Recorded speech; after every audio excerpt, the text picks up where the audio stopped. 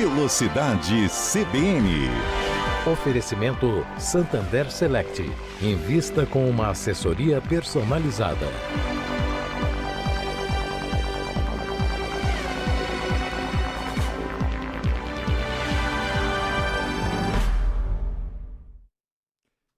Sejam muito bem-vindos a mais um episódio do Velocidade CBN, o seu podcast sobre Fórmula 1 e automobilismo. Eu sou André Neto, apresentador dessa edição do dia 28 de julho de 2025, para a gente falar bastante sobre o GP da Bélgica de Fórmula 1, uma corrida que terminou com mais uma vitória do líder do campeonato, Oscar Piastri, que terminou com Gabriel Bortoleto mais uma vez nos pontos e também que mais uma vez mostrou a inabilidade da Fórmula 1 atual de correr com pista molhada, de correr na chuva. Hoje eu conto com a participação do Marcos Celestino, meu colega de autoesporte. Tudo bem, Marcos? Bem-vindo novamente. Tudo ótimo, André. É um prazer estar com você aqui e também com o seu xará, obviamente, nosso convidado. E segundo programa seguido que eu trago um André convidado de piloto, queria deixar bem claro que não é um nepotismo de nome, nada disso, tá? Só uma casualidade aqui. André Bragantini hoje com a gente, piloto da Copa HB20 da Turismo Nacional, também está completando 30 anos de carreira. Tudo bem, André? Seja muito bem-vindo. Obrigado por estar aqui com a gente hoje. Tudo bom, André? Tudo bom? Obrigado, gente, pela oportunidade de estar com vocês. Para mim é um prazer estar aqui conversando sobre automobilismo, sobre Fórmula 1, que não deixa de ser minha vida. Então, para mim, a gente tem muita coisa legal para falar. Xará, queria começar com você, então, que é o nosso visitante aqui de hoje. Sei que você acompanhou bem esse GP da Bélgica, também assistiu. Qual que foi o seu destaque? O que mais te chamou a atenção nessa corrida? Foi a vitória do Piastri? Foi o Bortoleto? Foi a chuva? O que você mais gostou ou mais desgostou desse GP da Bélgica de Fórmula 1? Bom, primeiramente, gostaria de destacar o trabalho do Bortoleto, né? Fez um belo trabalho. Colocar a Sauber na zona de pontos é um resultado muito bom, tendo em vista que manteve o Hülkenberg atrás dele, que a gente sabe que dentro de uma categoria o seu maior adversário é quem está no teu mesmo box, que guia o mesmo carro que você. Então o Bortoleto fez um ótimo trabalho. Eu acho que ele vem, de uma forma geral, evoluindo bastante, fazendo um belo trabalho. Ponto negativo que eu acho é justamente a inabilidade do Fórmula 1 de correr na chuva, né? A gente vê os carros atuais não conseguem andar com muito volume d'água, então isso é um pouco frustrante, né? Porque a gente queria até ver uma corrida mais até emocionante. A corrida foi um pouco parada, mas é isso aí. Vamos torcer para que o regulamento do ano que vem mude isso e a gente consiga ter corridas mais dinâmicas. Marcos, eu queria passar para você com esse assunto também, porque pelo menos para mim, me incomoda muito a gente ver os pilotos só podendo ir para a pista com essa geração de carros atual quando está na condição intermediária já. Condição de chuva mesmo, não tem jeito. E o pneu de chuva, o azul da Fórmula 1, ele é completamente inútil, né? Ele nunca entra na pista. Foi difícil de novo dessa vez, precisamos esperar 1h20 para a corrida começar lá em Spa-Francorchamps. E é isso, né? Esse Fórmula 1 atual não consegue andar com pista molhada. Exatamente, eu já estava começando a sentir assim, aqueles calafrios, já estava me remetendo a Spa 2021. Sim. Quando bateu a 1h, a marca de 1h, eu virei, pronto, a gente não vai ter de novo prova aqui em Spa e, como a gente estava conversando em off, é a minha pista favorita, ao lado de Interlagos, claro, mas realmente essa inabilidade, essa inaptidão desses carros se deve até por uma série de fatores. Muita gente atribui exclusivamente aos pneus, o que não é verdade. Você tem ali o ground effect, né, e a mitigação do ar sujo, que acabaram contribuindo negativamente para que esses carros corram na chuva. Você acaba gerando ali um spray que o piloto que está atrás, o carro que está atrás, acaba não enxergando absolutamente nada. Então, dessa vez, né, no GP de ontem, você teve ali uma divisão de opiniões ali, você teve Max Verstappen, por exemplo, queria que a largada... Daí se estiver nevando, ele vai querer correr. Pois é. Lewis Hamilton também, porque ele também se beneficiaria da situação, então ele queria largar, mas ali realmente não dá, não tem como. São carros muito grandes, são carros que primam realmente, os difusores acabam jogando muita água ali no carro que vem atrás, não tem jeito, assim, até mesmo o próprio Lando já estava reclamando das condições ali atrás do safety car. Imagina quem tá ali no meio do pelotão, por exemplo, né? Mas é triste de ver, e assim como o André falou, esperemos que os carros menores, a partir de 2026, nos tragam corridas na chuva novamente, e que esse pneu azul volte, pelo amor de Deus, a aparecer. Tanto que ontem a gente só teve 11 voltas praticamente, Foi. com necessidade de pneus intermediários. Né? Foi. Não tinha nem necessidade mais de intermediários após isso. E eu acho que até o pessoal que parou primeiro, né? O Hamilton, o Hülkenberg, acho que foram 4 pilotos que pararam ali na primeira leva. Eles deixaram bem claro que já tinha até passado o ponto, né? Porque eles fazem aquela primeira volta de pneu médio, a maioria ali de pneu médio, e eles já estão 5 segundos mais rápido que todo mundo. Então o Hamilton já ganhou umas 5 posições ali nessa também. Tem desculpa, Claro. André, te interpelar, mas tem outro ponto também, Spa, né, que a gente também tem que levar em consideração, né, além dessas questões meteorológicas e do carro também. Spa é uma pista com curvas cegas e a gente teve 2 incidentes ali. Tivemos Dino Van Toff 2023 e tivemos também Antônio Hubert 2019.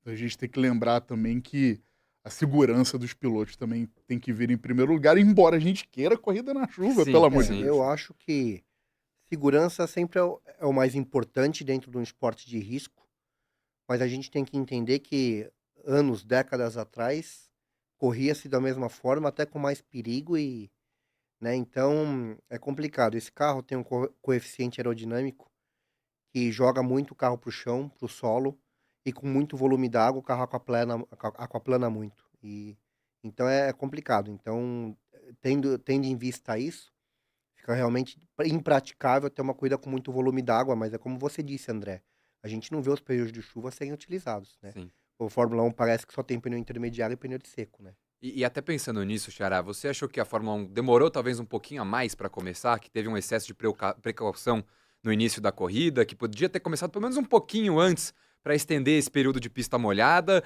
Ou é isso mesmo, a visibilidade estava muito complicada e tinha que esperar porque essa é a condição, infelizmente, que esses carros conseguem andar? Olha, pelo que eu tava acompanhando na TV, eu acho que assim, uma meia hora antes já era possível ter corrida, né? Aham. Não precisava ter ficado paralisada por 1h20. Eu acho que uns 40, 50 minutos, porque o volume d'água já tava bastante, a chuva já estava bastante leve. Então, assim, não tinha muito volume d'água na última meia hora que ficou parada, ficou interrompida a corrida. Então, eu acho que eles podiam ter soltado antes para ter um pouco mais de corrida com chuva, realmente, para a gente entender a habilidade, porque na chuva a gente sabe que nivela um pouco o nível, Sim. né? É, A diferença dos carros ela não é tão gritante, aparece mais do talento. Então, infelizmente, foi muito pouca corrida na chuva, tanto que com 10 voltas eu já tinha trilho seco e aí praticamente acabou a graça, né? e prejudicou quem estava com setup de chuva também, né? Sim, sim. Foi o caso, por exemplo, do Sainz, que acho que foi o que ficou mais gritante assim para mim. Uhum. Até de depois da corrida, o James Vowles, o engenheiro dele, todo mundo se juntando para aceitar a culpa, né? Olha, a gente teve uma corrida ruim, mas foi uma decisão que a gente tomou em conjunto de ir com setup de chuva, de mudar o carro todo, largar do box para colocar o setup de chuva e, enfim, aí a Fórmula 1 decidiu que ia largar só quando a pista já tivesse muito mais seca mesmo. Acho que a Fórmula 1 também se perdeu um pouco em todo aquele procedimento de largada, e aí eles esperaram, teve um segundo período de chuva, né? Teve a primeira volta de reconhecimento da pista no horário normal, deram a bandeira vermelha, choveu um pouquinho de novo, e acho que a Fórmula 1 esperou muito passar essa chuva para fazer todo o procedimento. Se tivesse começado o procedimento um pouquinho antes, acho que teria aproveitado um pouco mais a pista molhada, acho que teria sido um pouco mais legal nesse sentido a corrida. Antes de eu continuar a conversa aqui com o Marcos, com o meu convidado, o André Bragantini, queria fazer aqueles pedidos para você que está ouvindo ou assistindo a gente. Para você que está assistindo com imagem no YouTube da CBN, não se esqueça de deixar o seu like, que é de graça, ajuda muito a divulgação aqui do nosso podcast. E, claro, de se inscrever no YouTube da CBN, youtube.com/CBN, para você não perder nenhum episódio do Velocidade CBN. Deixa aqui nos comentários também o que você achou dessa corrida em Spa, se você também ficou bravo com a situação toda envolvendo a chuva, se você não aguenta mais a Fórmula 1 cheia de frescura para correr com pista molhada. E para você que está escutando a gente nos tocadores de áudio, deixa a sua avaliação do podcast, aquela avaliação positiva para a gente. Claro, compartilha esse episódio com todo mundo, com família, amigo, todo mundo que gosta de automobilismo, gosta de Fórmula 1, para ouvir mais esse episódio do Velocidade CBN. Queria então, já que o recado foi dado, passar, André, para a disputa do título, porque o Lando Norris tinha vencido as 2 últimas corridas, tinha dado uma encostada de novo no Piastri, e o Piastri esse fim de semana me parece que estava andando melhor o fim de semana inteiro. Na classificação o Norris conseguiu a pole position, e aí na corrida, como você já falou no começo aqui do podcast, o Piastri logo de cara já conseguiu a ultrapassagem. E eu tenho feito essa pergunta para basicamente todos os pilotos que vêm aqui conversar com a gente, que é se tem alguém dessa dupla da McLaren que te agrada mais, que você vê como favorito. Piastri agora um pouquinho mais à frente de novo, com uma gordura um pouco maior no campeonato, mas como que você vê essa briga pelo título de pilotos da Fórmula 1 esse ano? Acho que é uma briga legal, tá muito parelho, mas eu vejo o Norris ainda com um pouquinho mais de velocidade pura, né? Mas o Piastri muito mais cabeça, muito mais mental, né? E a gente sabe que na hora que vai decidir, a cabeça conta. O Piastri se mostra muito mais frio, muito mais calculista, tanto que ele planejou perfeitamente o início da prova. Ele sabia que se ele não passasse o Norris naquele momento, ia ser muito difícil Sim. depois passar para frente. Ainda mais vendo o nível dos carros da Fórmula 1, de quanto está equilibrado as McLarens, e a gente sabe que o momento, se passa a primeira, a segunda, a terceira volta, define as coisas, fica muito complicado. Ele sabia que ele tinha que atacar, ele atacou e foi para cima e fez a parte dele. Eu acho que o Norris, então, ele é mais consistente. Eu acho que o Norris, vendo o campeonato dessa forma, vamos separar a questão dos pontos. Hoje eles têm uma diferença de 15 pontos que praticamente ali não é muita coisa. Uma corrida que o Piastri tenha problema, o Norris pode Sim. ultrapassar. Mas eu acho que vai contar para o final do campeonato quem tiver a cabeça mais no lugar. E eu percebo o Norris oscilando um pouco mais e o Piastri um pouco mais centrado nessa disputa. Eu achei que o Piastri deu umas entrevistas do ano, assim, nesse sentido, porque logo depois da corrida ele virou e falou: não, eu sabia que o Norris ia tirar o pé na Rouge, então eu sabia que era só eu acelerar um pouco mais que eu ia passar ele. E acho que é um testamento da confiança que talvez o Piastri tenha um pouco a mais nesse momento do que o Norris. E pra mim, Marcos, eu acho que foi uma das piores corridas do Norris no ano, porque a corrida começa sob safety car e ela começa com a largada lançada. E o Norris larga muito mal nessa largada lançada, o Piastri já sai atrás dele porque ele dá o pé mesmo na reta oposta, então o Piastri não é pego de surpresa. E aí ele já é ultrapassado ali logo na primeira vez que eles passam pela reta Camel. E depois disso, pra mim, o Norris fez a estratégia certa, que era colocar o pneu duro na hora que todo mundo parou pra colocar o pneu de pista seca, porque, enfim, tinham 31 voltas ali ainda, 32 voltas para o fim da corrida. E o Norris errou, assim, umas 5 vezes, pelo menos, que ele teve erros graves de perder mais de um segundo, assim, durante a corrida.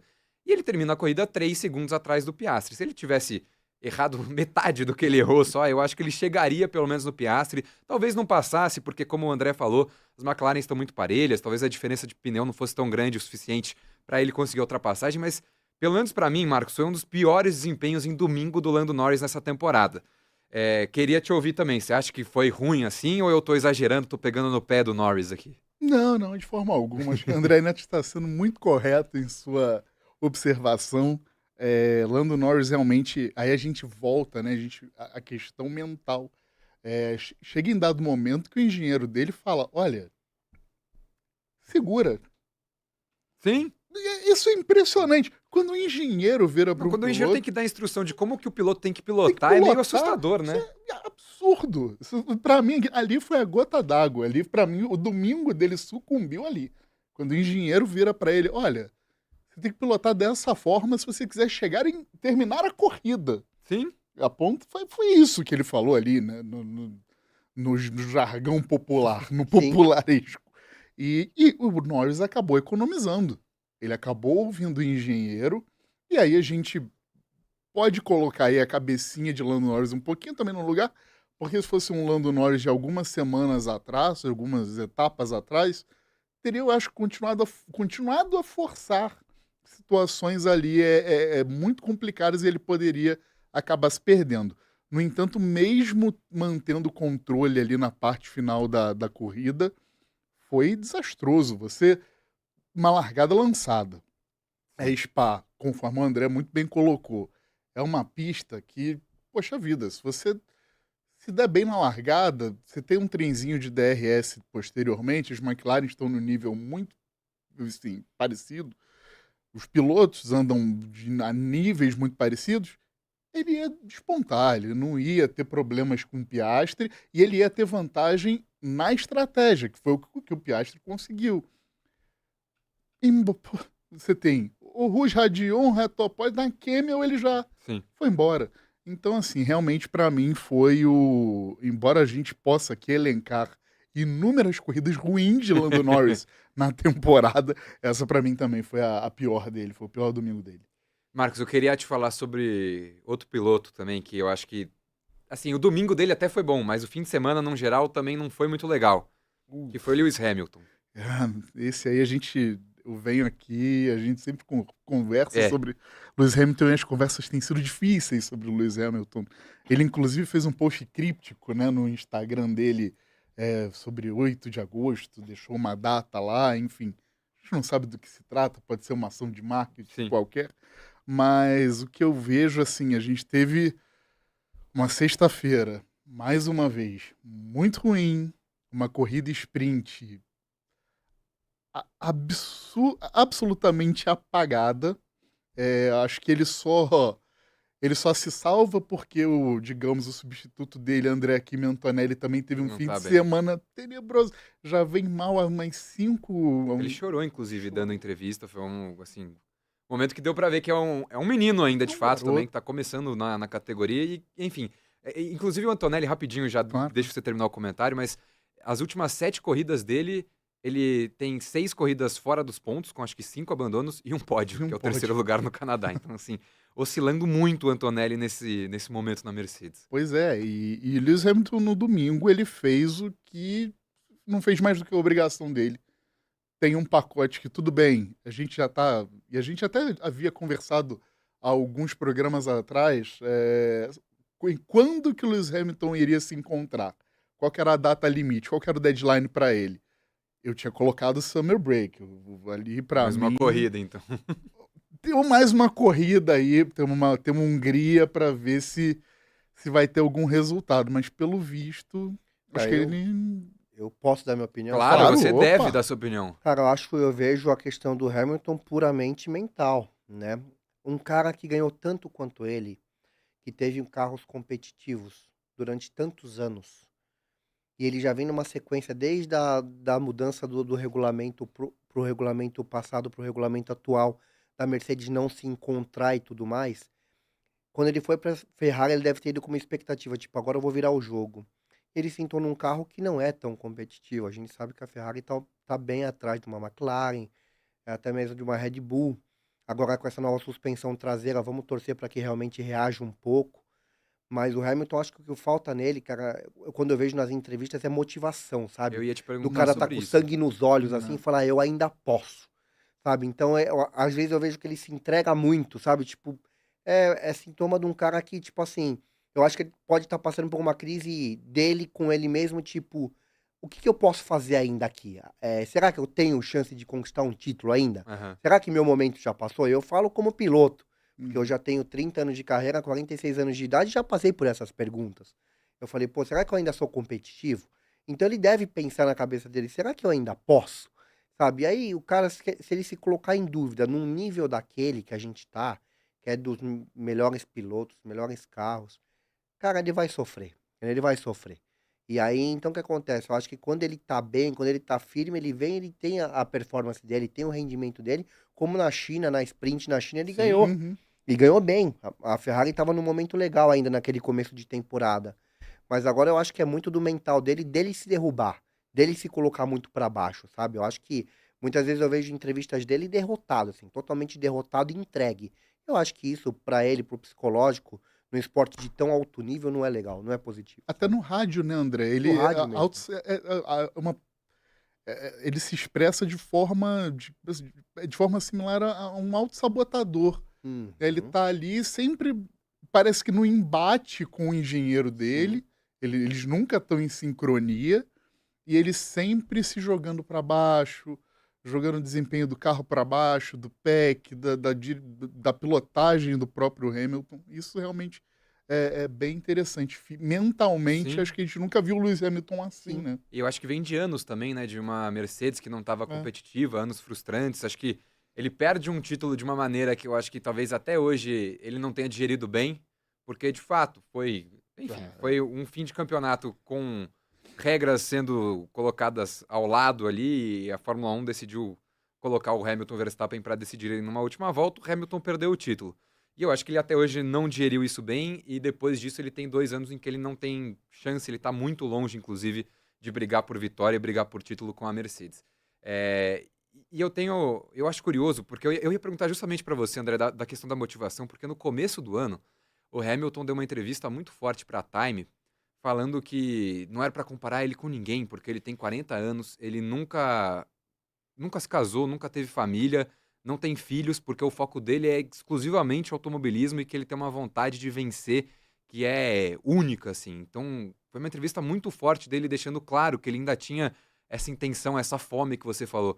Mas eu também tenho essa sensação de que parece que ele chega para as entrevistas e ele já tá, talvez, jogando um pouco mais a toalha, já tá um pouco desapontado de novo com essa Ferrari, que talvez não esteja entregando o carro que ele sonhou mesmo, de fato. Acho que é meio por aí. Eu acho que ele criou uma expectativa que talvez ele entrando na Ferrari, com o Vasser, que ele já tinha trabalhado juntos na Fórmula 3, acho que ele acreditou, poxa, eu acho que a gente vai virar o jogo aqui. E aí, o que acontece? Quando ele viu que a situação não era tão fácil como ele esperava, que não ia ser como ele esperava, eu acho que isso realmente deve ter dado uma balançada nele, sabe? Realmente é como ele disse, o foco dele é total, mas não é algo que ele tem demonstrado realmente. Eu sou fãzaço do Hamilton. Para mim, Somos dois. eu sou um cara Três. que, ele para mim é um dos melhores da história da Fórmula 1 e eu sou muito fã dele. Mas eu acho que o momento dele, ele tá muito entregue. Eu acho ele muito para baixo, né? Realmente ele deve estar meio tipo assim, poxa, às vezes eu sinto que ele se pergunta: "O que que eu ainda tô fazendo aqui?", sabe? Tipo, eu não vejo aquela coisa, aquela garra dele de falar: "Não, não, vamos mudar isso, vamos tentar fazer acontecer". Então isso realmente é o que eu tenho sentido dele e é uma pena, porque ele é um grande piloto. Veja que o Leclerc, mesmo com as dificuldades, consegue ter um pódio um ou outro, um resultado legal. Veio de 2 bons resultados, 2 bons finais de semana. Vamos torcer para o Hamilton, nessa pausa do verão, dar uma mudada na cabeça, dar uma mudada na chavinha aí para voltar mais forte para o final do ano. Algumas estatísticas para a gente fechar esse assunto Ferrari. O Leclerc tem 5 pódios já na temporada. O Hamilton não tem nenhum. Tem aquela vitória, mas é em sprint na China. E desde a China, o Hamilton terminou todas as corridas dele pela Ferrari entre 8º e 4º lugar. Então ele tem sido consistente, só não consistente, acho que onde ele gostaria de estar no grid. E querendo ou não, ele está 30 pontos só atrás do Leclerc também. Então acho que mesmo tendo resultados instáveis, tendo essa apatia que a gente está vendo um pouco do lado de fora, ele continua entregando um resultado bem próximo ao companheiro de equipe dele, que é um ótimo piloto no Leclerc. Para a gente fechar esse assunto GP da Bélgica, que a gente já falou bastante de Fórmula 1. André, eu queria te perguntar sobre o Gabriel Bortoleto, porque foi um ótimo fim de semana dele de novo. Acho que tirando o treino livre, ele andou todas as sessões entre os 10 primeiros. Foi assim na classificação para sprint, na corrida sprint, na classificação, que ele teve uma ajudinha do Hamilton também, que teve a volta deletada ali no Q1, mas na classificação e na corrida também pontuando pela segunda vez, chegando em 9º. Como que você vê esse primeira metade de temporada do Bortoleto na Fórmula 1? Acho que ele tá crescendo agora, tá mostrando a evolução natural que a gente esperava dele, né? Eu gosto muito do Bortoleto. Eu acho que ele é um menino muito maduro para a idade dele, muito centrado. Não é qualquer um que chega e é campeão no primeiro ano de Fórmula 3, no primeiro ano de Fórmula 2. Não é qualquer um, tá? Então, o Alonso ali viu algo especial nele também, com certeza. Então, eu acredito muito na evolução dele. A gente tem que ter um pouco de paciência, né? Porque ele vai oscilar um pouco, é normal. Mas eu acho que, se você pegar a média do todo, eu acho que a nota hoje ela é muito mais positiva do que negativa pro lado dele, né? Tiveram algumas corridas com alguns erros de estratégia, até posicionamento dele, alguma coisa a mais, mas eu vejo como algo muito, muito bom. Ele teve realmente ele vem tendo uma performance muito consistente, ele vem tendo a média dele, né? Tipo, ele vem se colocando constantemente entre os 10, 12 mais rápidos. Então eu tô muito animado com o Bortoleto, eu vejo um futuro muito bom para ele e eu tô muito satisfeito com a performance e o rendimento dele. Legal, o chato das estatísticas aqui vai trazer um último número para a gente parar de falar de Fórmula 1, que é que o Bortoleto, com essa classificação para o Q3, né, largando em 10º, na Bélgica, ele passou o Hülkenberg na batalha do Qualify, então ele está com 7-6 em classificação para cima do companheiro de equipe. Se contar as classificações sprint também, está 9-7 para o Bortoleto, então ainda que o Hülkenberg seja um cara mais experiente, que na hora da corrida saiba achar os caminhos de estratégia melhor do que o o Gabriel, acho que isso ninguém duvida, pelo menos em velocidade pura, o Gabriel, se não tá igual, já tá um pouquinho à frente do Hülkenberg. Mas vamos passar a régua, chega de Fórmula 1, queria aproveitar agora o nosso convidado, André Bragantini, vamos falar um pouquinho da sua carreira. Você está completando 30 anos de automobilismo, você já tem muitas conquistas, já passou por várias categorias, algumas batalhas também que a gente vai falar um pouquinho mais pra frente, mas eu queria saber do começo, assim, quando que o mosquitinho do automobilismo te picou, como que foi o seu início na velocidade, né, nos carros, no kart, como que foi o seu início de carreira no automobilismo, André? André, foi muito legal, cara. Eu digo que eu já nasci com o bichinho, né? Eu já nasci com o bichinho porque quando eu nasci, meu tio já competia, o Arthur Bragantini, infelizmente falecido já. E meu pai trabalhava com meu pai dava aula na escola de pilotagem, tanto que meu pai tem foto comigo, bebê, dentro do carro de Aham. corrida da escolinha. Então, já o bichinho já veio ali naquele momento. E foi muito legal, eu comecei a crescer, sempre acompanhando meu pai, indo na equipe, já desde criança acompanhando nos autódromos, nos treinos e na oficina. Então, eu fui curtindo já desde cedo, foi natural o meu gosto, não foi nada forçado, foi bem natural. E quando eu tinha 9 para 10 anos de idade, eu fiz um curso de pilotagem do Queco Patti, aqui em São Paulo, e o vencedor daquele curso ganhava um kart, e eu ganhei o Olha kart, só. e foi me entregue o diploma das mãos do Emerson Fittipaldi. Caramba! Ele me entregou o diploma, eu ganhei o kart, aí meu pai falou, putz, agora tu vai ter que Como é que eu botar vou falar não pra falar ele um não agora, pra né? ele, né? Aí meu pai me colocou pra andar, comecei a treinar, e aí, obviamente, meu pai sempre um trabalhador do automobilismo, ele não tinha grana do bolso pra bancar, né? O kart sempre foi muito caro, né? E aí a gente conseguiu a ajuda da minha escola, tinha um amigo dele que tinha uma confecção de roupa, também deu uma ajuda. Então, com as ajudas, a gente foi lá e conseguimos fazer 2 campeonatos de kart quando eu tinha 10, 11 anos. Eu fui campeão campineiro e vice-campeão paulista. Aí o pai quase quebrou, né, coitado? Ele falou, "Meu, não dá, eu não consigo continuar." Aí ele falou assim, mas quando você fizer 15, 16 anos, eu vou te colocar na escola de pilotagem, que eu dei aula, e você faz um curso, tira a carteira, e a gente começa a treinar. Meu pai, na época, tinha uma equipe de Uno, na Fórmula antiga, Fórmula Uno. Uhum. Ele tinha uns Unos dele que ele alugava para os pilotos. E aí eu fiz o curso, ele prometeu o curso, eu fiz o curso, fui super bem no curso e comecei a treinar. E aí a carreira começou quando eu tinha 15 anos, foi em 94 que eu fiz esse curso de pilotagem. E aí foi pra frente, né? E aí começou no Uno ou o pai não entregou o Uno também pra você O não? pai Teve entregou, que pagar o aluguel. o pai entregou o Uno, ele tinha um Uno que ele alugava. E aí tinha um piloto que competia com meu pai, que era o Carlos Apesato. Ele falou assim, André, vou trazer patrocínio pro Andrezinho Ah estrear lá. ano que vem. Meu pai falou, ó, não brinca, cara. Não brinca com isso. Ele, não, vou trazer patrocínio, ele vai correr. E aí ele trouxe o patrocínio de uma concessionária que se chamava Sultan. E aí eu estreiei em 95, só que com 2 corridas o patrocinador quebrou. Hum. Aí acabou o patrocínio, meu pai falou, coloquei o pirulito na boca da criança, não vou arrancar agora, né? Não vou fazer isso com o moleque. E aí meu pai começou a vender carro, vender tudo pra eu conseguir continuar. E aí foi indo, cara. Aí foi dando certo. Comecei na Fórmula 1. Eu competi com o Kaká, o título de melhor estreante do ano em 95. Caramba. Briguei com o Kaká Bueno. O Kaká sempre foi um dos meus principais rivais na carreira. E aí, daquele ano pra frente, as coisas se encaminharam e aí deslanchou, né? E aí você passou por Copa Fiat, Copa Clio, Stock Car, foi vice da Stock Light, Turismo Nacional, Copa HB20 agora. Isso. Qual desses carros te agrada mais? Você é um cara de tração dianteira ou de tração dianteira? Eu sou um cara que eu tenho 90% da minha carreira baseado em carro de tração dianteira, Sim. né? Então eu tenho uma intimidade muito grande com esses carros, um carinho muito grande. Óbvio, né? Esse ano eu tô fazendo tanto a Copa HB20 e a Turismo Nacional, que são tração dianteira, só que eu também tô participando da Porsche Cup Endurance. Então eu faço a Endurance da Porsche junto com o meu parceiro Piero Cifali. Tive o convite do Piero, que é uma tração traseira de 500 Sim. cavalos. E eu corro em Outro tração monstro. dianteira de 160 a 200 cavalos. É uma outra proposta. Você tem que mudar a chavinha totalmente. Qualquer carro de corrida que você me der, se você me der um patinete aqui com motor, eu vou guiar, vou correr, porque eu amo o que eu faço. Mas eu tenho, óbvio, eu te confesso que eu tenho mais intimidade com os carros de tração dianteira.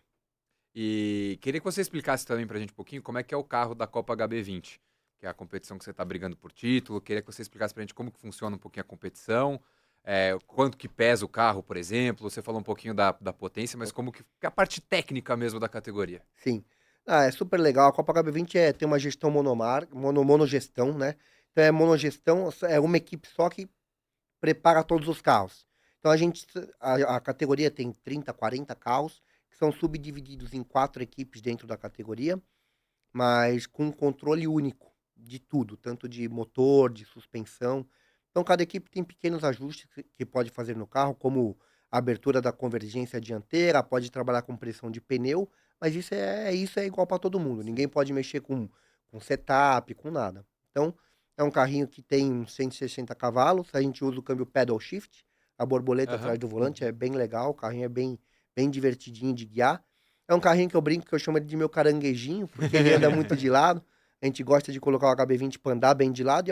E o tração dianteira você tem que andar ele rotacionando realmente no contorno, para que você empurre menos à frente, consiga ter mais ação no contorno e na saída de curva.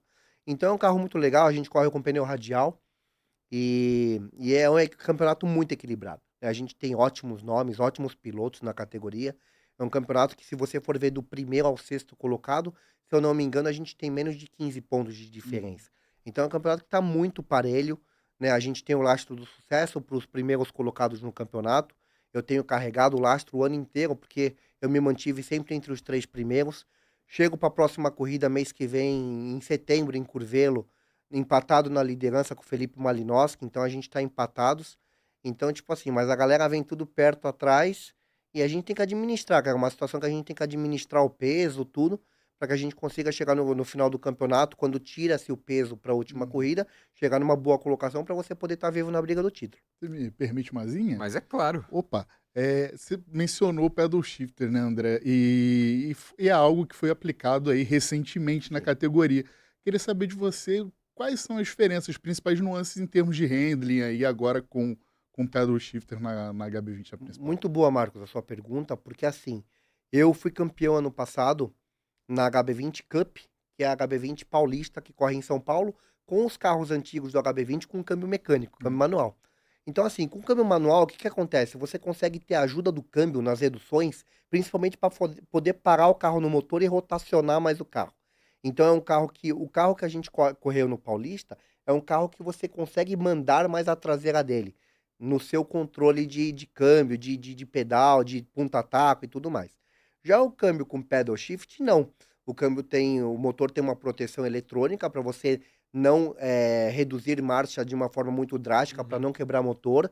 Então você tem que entender mais o momento que você vai frear o carro, que você vai reduzir no câmbio. Então é um carro que é um pouco mais neutro, tanto que você vê uma nivelação da categoria dos Pros para o Super, porque a gente tem Pro, tem Elite, tem Super, tem 3 categorias dentro da Copa HB20. E a diferença do primeiro da Pro para o primeiro da Super, geralmente ela é muito pequena, porque os carros são mais, o carro é um pouco mais fácil de guiar, isso nivela mais o nível dos pilotos, tá? O carrinho que a gente correu antiguinho, ele já tinha uma diferença maior, porque ali o piloto exige um controle um pouco maior do piloto. Então a diferença é basicamente essa. André, eu queria perguntar agora sobre uma outra parte que também anda lado a lado com a sua carreira, mas é sobre a questão da síndrome de Tourette. Você tem a síndrome de Tourette. Queria saber como que foi para você, ao longo da sua trajetória no automobilismo, para lidar com os desafios da síndrome, mas também de toda a parte psicológica, de tudo que acompanha junto com a síndrome da Tourette. Muito bacana a sua pergunta, André, porque a síndrome, ela faz parte da minha vida, ela é minha vida, né? A síndrome, eu convivo com ela desde que eu era pequeno. Ela surgiu com 5, 6 anos de idade, só que a gente demorou para diagnosticar. Na época, 40 anos atrás, a gente não tinha muita informação, não existia internet, não tinha nada disso. Então eu passei por muitos médicos, neurologistas e tudo, e eles não encontravam a causa do meu problema, não sabiam nem identificar que era a Tourette, né? E aí, o que aconteceu? Eu fui crescendo, a síndrome foi se intensificando, os espasmos foram aumentando, só que com 22 anos de idade, eu fui fazer uma consulta num médico que fazia um tratamento ortomolecular, que não tinha nada a ver com tratamento neurológico, e ele me disse que eu tinha Tourette. E com isso eu tirei um peso dos ombros, porque eu falei, poxa, agora sim eu vou buscar um tratamento para Tourette, né? E aí, com o passar dos anos, eu fui fazendo pesquisas e encontrei um médico, o Dr. Oswaldo Vilela, que estava fazendo a cirurgia para Tourette em Goiânia, de forma ainda experimental. isso em 2008. Fui lá fazer uma bateria de testes, fui considerado apto para fazer a cirurgia e fiz a cirurgia que consiste na instalação de um marca-passo cerebral ligado ao lóbulo frontal do cérebro com 2 eletrodos. E o marca-passo emite estímulos para que contenha os espasmos. Então, assim, eu fui melhorando ao longo do tempo, não é uma melhora rápida, Aham. mas com 3 anos de cirurgia, eu melhorei praticamente 90%. E hoje, para mim, é muito legal, porque eu consigo trazer tudo isso que eu passei para as pessoas que estão enfrentando isso, para as famílias que enfrentam. Eu tenho um time muito bacana do meu lado, que é a Projetax, né? E a Projetax gerencia a minha carreira e gerencia a carreira de 4 pilotos com condições especiais. Então, tem Legal. eu que sou portador da Tourette, tem o Douglas Matos, que tem paralisia cerebral. O Douglas corre comigo na Turismo Nacional, Aham. inclusive. E a gente tem o Matheus e o Jimmy, que são... O Matheus é cadeirante e o Jimmy ele é autista. E os dois fazem o kartismo. Então, assim, a Projetax está me ajudando muito nesse sentido de levar essa minha condição para as pessoas, para mostrar para elas, né? Tipo, tudo que eu passei e tudo que eu venci na vida. Porque mais do que um vencedor das pistas, é mais a vitória da vida que eu falo, né? O quanto fora das pistas eu consegui, com o apoio da minha família, com o apoio dos amigos, consegui superar tudo isso que eu enfrentei e consigo passar essa história hoje adiante para mais pessoas, né? Que legal, André.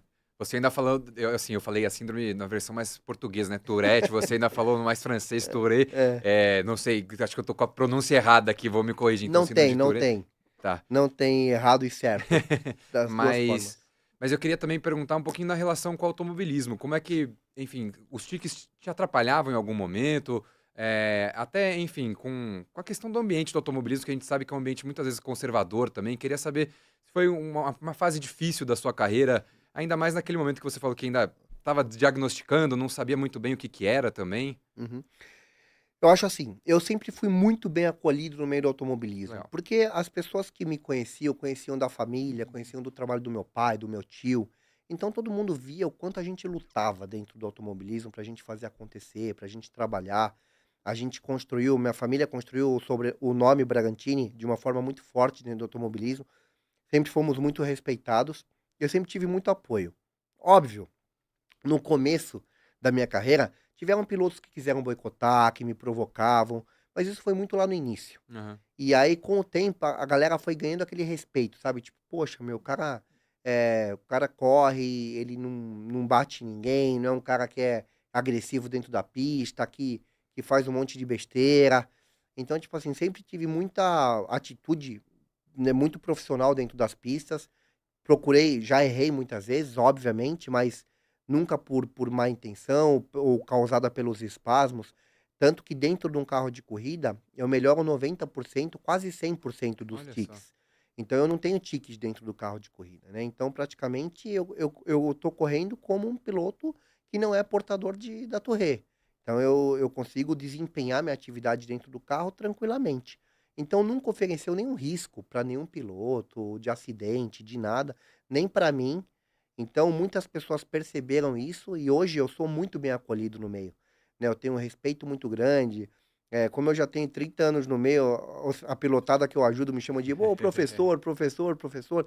Então é muito gostoso ter esse respeito e ter o carinho das pessoas lá dentro. E eu tenho certeza que dentro do automobilismo eu sou muito bem acolhido e não tenho nenhum problema, não. Muito incrível a sua história, André. Muito legal também que você está conseguindo abrir portas agora também para pessoas com deficiência também dentro do automobilismo, usando a sua experiência, tudo que você passou. Muito bonita a história. E achei muito legal também que os tiques somem na hora que você entra no carro, né? Daquelas coisas que talvez não tenha muita explicação É científica. Deus, né? Mas que acho que estava meio escrito, né? Ele vai ser Tá. piloto, vai ajudar com ele em tudo na vida. A gente vai fazer uma última troca rapidinha para as últimas perguntas para o André, então eu vou me despedir agora do Marcos Celestino da Autosport, que está mais uma vez aqui com a gente. Marcos, obrigado pela participação, até uma próxima. Obrigado mais uma vez e sempre um prazer estar aqui com vocês. Valeu, Marcos. Agora o Marcos levanta, a gente faz aquela troca, entra o Fernando Bovo, nosso colega do G-Lab, que vai fazer as últimas perguntinhas aqui para o André, para a gente fechar o episódio de hoje desse Velocidade CBN. Fernando Bovo, que é o colega nosso do Geleb vai fazer as últimas perguntas. Tudo bem, Fernando? Já está sentado aqui, fizemos a nossa troca ao estilo Le Mans, 24 horas de Le Mans.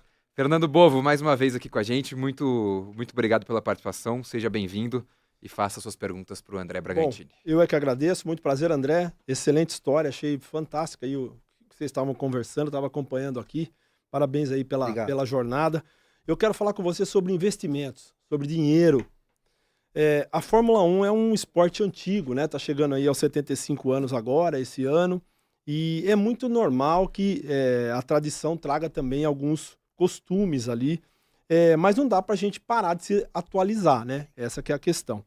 Nos seus investimentos, por exemplo, com qual frequência você costuma rever, revisar, reavaliar a sua estratégia de olho numa performance, por exemplo, mais arrojada? Como é que é essa tua relação com isso?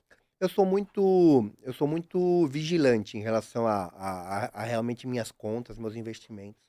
Então eu procuro sempre manter uma atenção constante, né? Então eu tento fazer avaliações periódicas, não com tanta frequência, varia o tipo de investimento que eu tenho. Então pelo menos a cada 3 meses, 6 meses, eu tento pensar numa estratégia um pouco diferente. Mas eu sou muito vigilante quanto a isso, né? Eu acho que é muito importante a gente ter essa precaução, porque a gente não sabe o dia de amanhã, a gente não sabe o futuro. Então eu costumo ter realmente uma avaliação mais constante do que tem acontecido com os meus movimentos, né, financeiros, para que eu possa ter uma previsibilidade lá para frente. É isso. Então, como na Fórmula 1, é importante você estar sempre se atualizando ali, né? Totalmente. Agora, o automobilismo, a Fórmula 1 é um esporte também muito técnico, né? E a gente tem aí uma gama de termos em inglês hoje para se relacionar aí com o esporte. Isso pode assustar muitas vezes as pessoas que estão começando a acompanhar o esporte, começando a acompanhar as corridas. No mundo dos investimentos, a gente observa mais ou menos a mesma coisa também. E é por isso que é importante você ter alguém ao seu lado ali para traduzir esse universo, né, desses termos técnicos aí na hora de investir. Você tem alguém também ao seu lado para dar esse suporte para você na hora de decidir os investimentos? Eu tenho um corretor, sim, que trabalha comigo. Então, eu acho muito importante, porque assim, é o que eu falo, é como um time, né? Uma equipe, né? A gente não trabalha sozinho. E quando a gente tem alguém do nosso lado que tem mais conhecimento, que tem uma visão diferente, muitas vezes pode abrir nossa cabeça, pode nos ajudar com um movimento ou outro. Então, eu tenho uma pessoa que me acompanha. Eu acho muito importante isso, porque tudo que se faz em equipe, num conjunto, as coisas funcionam melhor. Então, eu procuro ter alguém para me acompanhar assim, para me trazer orientações para que eu possa ter mais pé no chão na hora de agir para frente. Maravilha. E uma última coisa aqui, André. No automobilismo, o clima muda absolutamente tudo, né? Se chove, você tem que trocar o pneu. Se está muito sol, você tem que rever a sua estratégia. Eu acho que com investimento é mais ou menos a mesma coisa. Você costuma olhar pro cenário interno, externo, antes de tomar uma decisão, ou você bota ali no automático e vai embora? Não, é impossível não olhar, né? Hoje a gente vê uma oscilação econômica, não só no Brasil, como no mundo inteiro, né? A gente vê guerras acontecendo no mundo, a gente vê uma oscilação por conta de petróleo, por conta disso, por conta daquilo. Então, tipo assim, não dá para colocar simplesmente no automático e vai e segue, né? Então a gente tem que estar sempre preocupado com o mercado, não só no Brasil como no mundo, oscilação do dólar, oscilação disso e daquilo, para a gente poder entender qual é a melhor jogada, qual é a melhor estratégia que a gente pode utilizar.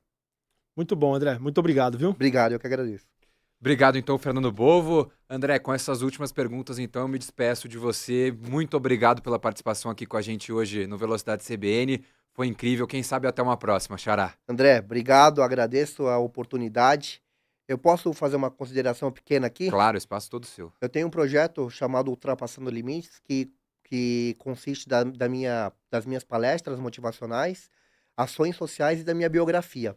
Eu lancei uma biografia chamada Ultrapassando Limites, da editora Oficina 259, editora do Reginaldo Leme, que lança o Automotor. E essa biografia, para quem quer me conhecer melhor, conta a minha história de superação com a Touré, superação dentro do esporte, mostra como que o esporte e a família me salvaram.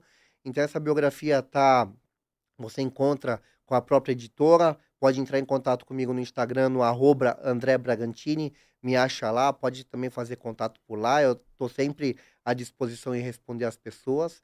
Então é isso. Eu espero que vocês tenham gostado de me conhecer um pouquinho aqui. Agradeço a oportunidade de vocês e fico muito feliz. Contem comigo para mais vezes.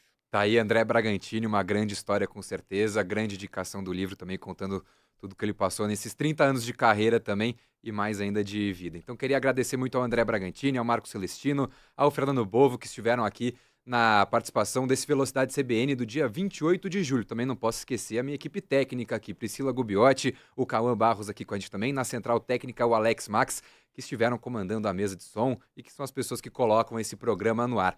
Para você que está escutando a gente nos aplicativos de áudio, deixo aquele último recado de novo. Não se esqueça de seguir o Velocidade CBN para você não perder nenhum episódio, aliás, e também de compartilhar essa edição com todos os seus amigos que são fã de automobilismo. E para você que acompanhou a gente com imagens aqui no nosso YouTube da CBN, não se esqueça de deixar o seu like, que ajuda muito na divulgação do nosso episódio, do nosso programa, de se inscrever no YouTube da CBN para você não perder nenhum episódio e, claro, de deixar aqui nos comentários o que você achou do programa de hoje, o que você achou da nossa conversa com o André Bragantini. Eu sou o André Neto, vou ficando por aqui. O Velocidade CBN de hoje fica por aqui. A gente volta já na próxima segunda-feira, porque a Fórmula 1 retorna para o GP da Hungria, a última etapa antes da pausa das férias de verão da Fórmula 1. Um abraço e até a próxima. Velocidade CBN. Oferecimento Santander Select. Invista com uma assessoria personalizada.